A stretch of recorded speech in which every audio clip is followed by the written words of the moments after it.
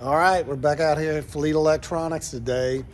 Our plane's the only one in the hangar, but we're a lot closer to getting this thing out, and we've got all our carpet here, and we'll take a look. Start by running over here to the plane. We're probably about 3 months into the process, but we got all the electronics in there now. They've got the panel built and they'll start putting it in. They're just running some more of the wiring. It's crazy to think about how much wire and cable is actually in one of these things, and that's less, I feel like, than when we started a while ago.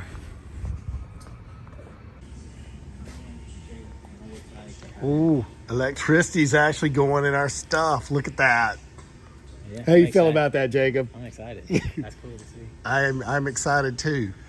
That is Any idea how much weight you're going to save? This has been a year. Little update on the install all the avionics.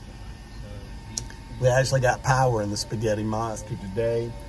I honestly don't know what to say. I'm so proud to see this go in, but there's a 355 and a 750 500 series autopilot, G5 for a backup, 10-inch 3XI there.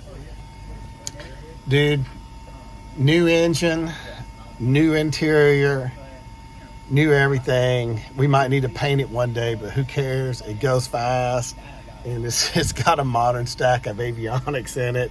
Let's go. All right, new carpet. It's got a little bit of white in it, like that, to kind of pick up, and then new recovered seats and all that. It's gonna be nice. I'm excited to get this thing back together and get out there in it. It's gonna be a big 2025. Can't wait. Right along.